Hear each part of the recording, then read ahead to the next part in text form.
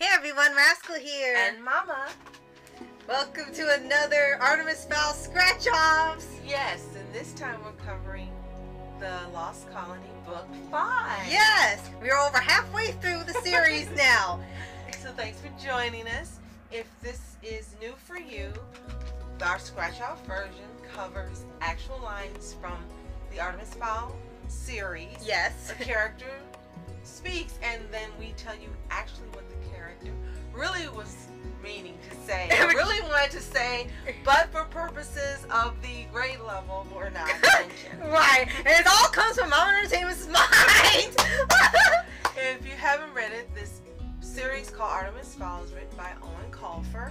He's a brilliant writer. It's an interesting book series that's appropriate for ages 8 to 80 to 800. As he mentioned, he wrote this to be read by any age, and they're a fantastic read. If you haven't read them, you should purchase them. They're available on Amazon, Barnes & Noble. You can even get them from your local library. They are worth the investment. Heck, even the Disney store. Yes, once you read the first book, you're going to want to own them all, so just go ahead and buy the books. Yes. So for this one, book 5 is The Lost Colony. Now it takes place probably a few months after the events of book 4. Holly Short is now a private investigator with Mulch Diggums as her partner. Artemis has now gone straight in terms of the no more criminal activity, and he's kind of bored with it. And in here we have the introduction of demons from an island called Hybris, who are considered the missing 8th family of fairies. Now, to be clear, this does not get, like, in terms of you've seen other demons, like, or maybe has been on Telehelp Boss. It's more of a different interpretation. It keeps it as clean as possible for these creatures. And they seem to be dimension traveling from their island to Earth, and Artemis is investigating it. And so is a new character named Minerva Paradiso, who's pretty much supposed to be a sort of intellectual competition for Artemis, as she's only 12, match. Right, who's only 12 years old. And this is where it kind of gets a little crazy, because this sort of gets a bit dark as the story goes on. So, we will start with the Lost Colony Scratch-Offs for you right now. And this one also... Enjoy. Oh yeah, Lost Colony is also known as the book where Holly gets jealous for the whole time. Another indication of Artemis being canon. Yes. The more younger, not the younger years, that sounds, the earlier years. Early years, yeah. Okay. Better. So the first one, we're kind of jumping ahead to where Holly and Mulch are on a case, and they capture this pixie named Doodah Day. I kid you not. And they meet Vinyai, who's in charge of Secret Sector 8 of the LEP. And they tracked where she was, and they want Holly to come with her. And Holly responds with, well, if you want me to come with you, you need to get something before we go anywhere. And Vinyai replies, Captain, if you want me to give you something, I'll give you 2 words. Care to guess what they are?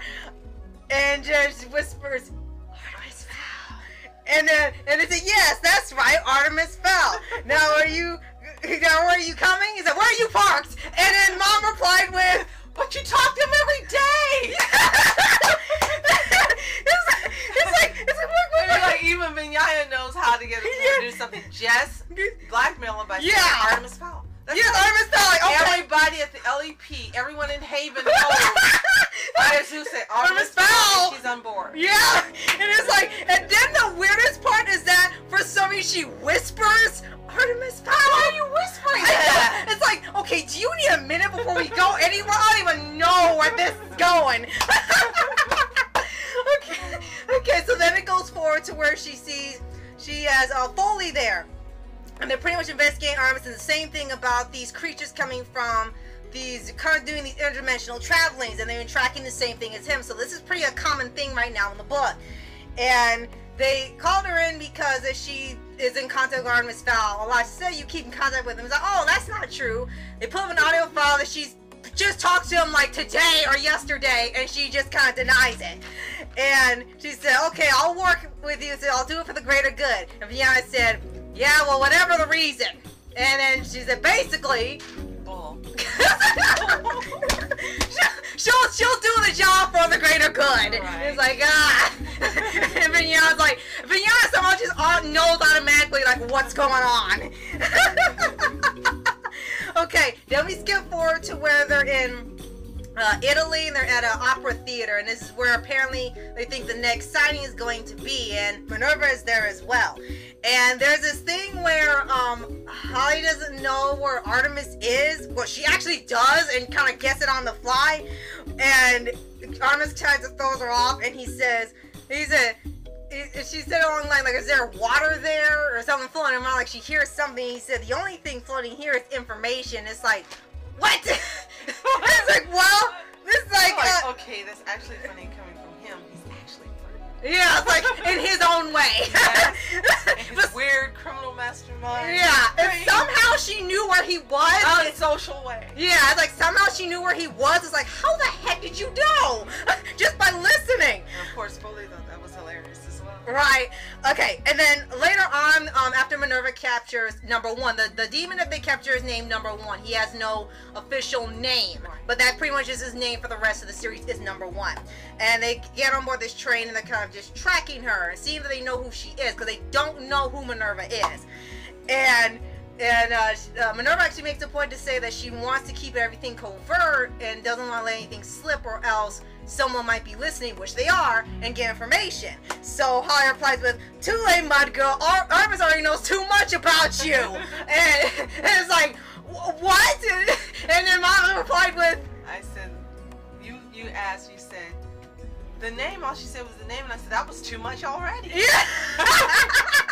And Holly never called her by her name for the entire your book. Yes, she says Mud Girl. Mud Girl or Girl. She never says her name. Artemis graduated pretty quickly from Mud Boy. See, at least she called him by name sometimes. But this girl here is just like, yeah, she just called him Mud Girl. Deserve to be called by her name. Like, oh boy, here she goes, and this is where it begins for her. Holly could not stand Minerva, and we are in agreement. Right, and we know Minerva has some fans, but heck, yeah, so well, okay, we just like, yeah, I'm sorry, we don't like the character that much.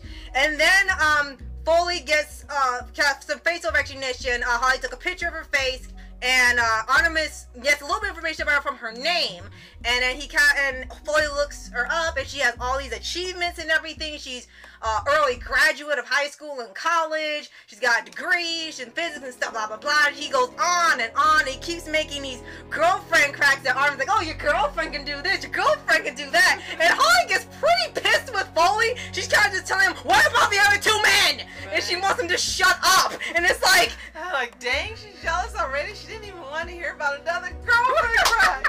Why are you so upset? It's like, that was just pissing her off. You could hear Foley. You could hear it coming through the book. Yeah, Foley, you need to shut up. She's getting pissed.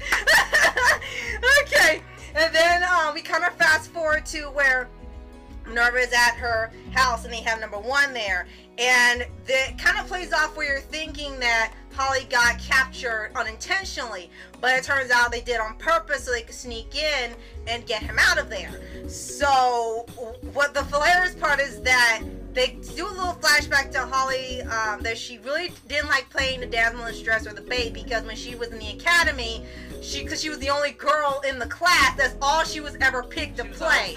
Right, and she was really sick of it. But then when she has to do it there for Artemis, she just does it. It takes a little bit of convincing, but eventually she just does it. Like, what about all that you just said you were tired of doing it? So Rascal says, and then why are you doing it? And I said, because Artemis said it. And this happens throughout the series. I want to do it for me, Holly. And that's it. She does it. Yeah, it's like, if you don't find a plan, then why are you doing it? Like, that was pretty much it. That even comes up again later in book 7. At least here she didn't have to put on a wig. Right? Like she did in the academy. Right? She didn't have to dress up and put wigs and things. Right? So then we get to a little bit later after Minerva talking to number one. She pretty wants to use him as a prize or a catch, like when people hunt animals. And Artemis is pretty much distracting her with a phone conversation. It kind of goes on a little bit. And while that's going on, Holly is getting number one out. And then, like, nearly the last minute, Minerva realizes she's being distracted. And then Holly replies with, oh, finally, the penny drops. A go search the chateau like a good girl. And it's like, woo! Woo! It's like,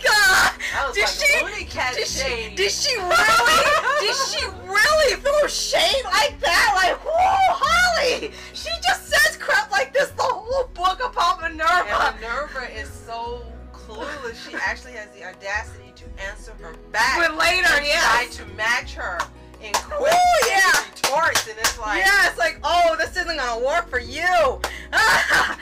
Okay, so then we get to much later in the book, like over halfway through, after they get number 1 out, one of her bodyguards, Billy Kong, kind of snaps because he knows about these creatures and he thinks they're out to get him. So he kind of threatens to take out her father if she didn't cooperate with him. Artemis feels guilty about this and wants to help her. So they set up this rendezvous with him in Thailand. And while they're trying to exchange, like they'll get her back and her father if they give him number 1 for him to take out. But they have another plan behind it. So what happens is Minerva asks number 1 why is he helping her, and number 1 replies that he wasn't sure either. And said, he replies back with, I'm not sure. Holly said it was something about puberty. Apparently you're pretty, though to be honest I don't see it myself. And when you hear his description of him, he sounds like he's like a little gray goat looking thing and not tall. But basically Holly said, it's puberty, that's the only reason why he's helping. It's like, what? Like, are you kidding me? He just said he felt guilty. What are you talking about? And I'm like, actually what she was saying was, you're looking at her because you have no choice in puberty, but when you look at me, because you want to look at me. It's like, shoot, it's just like off the rails with this book when it comes to that little subtext thing. Yes. And it's clear that Minerva has been really interested in Artemis long before she met him. So there is this sort of little catfight thing going on in this particular book, and it is just hilarious. It is the best. It's not even like irritating. It is just hilarious seeing what will come out of their mouths next. Yes. So then we get to the end of another chapter, and they release Quan, who's supposed to be a warlock, who was in the stone. And Minerva realizes that all this time the statues were warlocks, and they had been in stasis all this time, but only Quan survived. And she realizes, like, she didn't know they have been amongst them all this time. And then Holly just kind of gets in her face at this point and just says, like, she nearly wiped out a species. It's like the only conversation they ever have in the book together. And you nearly wiped out a species. Now, a dozen Artemis Fowl will be able to help you out of that mess. And she's like, well, look, I said I was sorry. And Holly's just not having it. Can you blame her? She's like, yeah, I see you forgiving yourself quickly. And basically, this was just them having trying to just talking to each other, just like this animosity this whole time. And then this next line is what Mama said that got me inspired to say, okay, we need to write all of these things down that you say. And what did you say that Holly was saying to Minerva? Get away from her man. I love it. It's like, that's all I was going through my head. She's like, wait, get off the way. Oh shoot! Yeah, so that's what inspired this whole series in general for the scratch-offs. And then most of this part after that, they kind of get stuck in this limbo, and the rest of the chapter is pretty dark. There's really not a lot of humor going on. There's a fight with Abbott and the Hybris demons, and it's pretty touch and go. It's pretty dark, and when they get back to Earth, they have to use this sort of interdimensional traveling. It's been actually 3 years, and it's sort of like hits you like a ton of bricks with that. So they kind of have to adjust to this 3-year time skip and seeing what has changed in the short time they were gone. Right. So one last thing they do is that Artemis saves Holly, and their interaction with each other like really changes. For me, it was like really obvious, like they weren't seeming like friends, not in a negative way, but something really changed with them. They weren't acting like they were just best friends like they were in the beginning of the book. It was really more close. Well, they looked really closer. What happens in the book, what actually happened and transpired, then you'll understand why there was this change in the relationship. Right. It couldn't be any other way. Right. And then when they're dropping Artemis off at, I guess, wherever his parents were, they kind of relocated, and they kind of explain later. And Holly and Artemis having a conversation, and he was saying they never get to hang out and stuff. It's like, where is this coming from?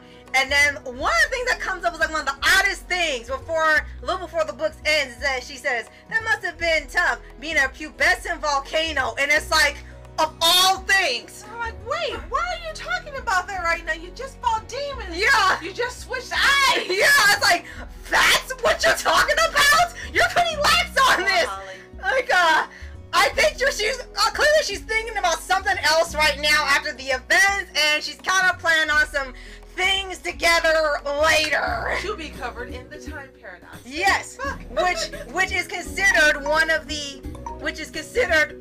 the best book next to Opal Deception. So this was a ride for us when we were reading it. If you enjoyed this, you can think of others that you've read yourself. Let us know in the comments. And if you have yet to read this book series, read it. Yes. And General Phoenix, a Rascal family member, just purchased a graphic novel. Yes. And that's fantastic. But we recommend you read the novels Original. themselves. Yeah, the The original. graphic novels stray a lot from the original story. The characters aren't represented how they're described in the novel. Right. And in the first graphic novel, there's actually 10 pages of repeated Yes. over and over throughout the book, which we'll cover with you in another podcast. That's right. And one last thing I will mention is that for Minerva, people wondering what happened to her because she never appears again in the main series after this. I know. But in Foul Twin, she is set to return in the third book. Now, we don't know as of recording this what is going on with her because the book has not been released in the U.S. yet. There is a month delay. So We'll be on to the 23rd. Right. And prior to that, the 21st and 22nd, we'll share with you the reviews for the first two Foul Twins books. Right. So look forward to that. And, of course, the scratch offs of book 6 because that's going to be a doozy. Oh, my gosh. Yes. So, Thank you so much for watching. I'm Rascal Entertainment. and I'm Mom Entertainment, so don't forget to like, subscribe, and let us know, do you want to see more of this kind of content or other book series? Yes. Yes. Because we've read a bunch of them. Yes. So, have a toontastic day. Peace.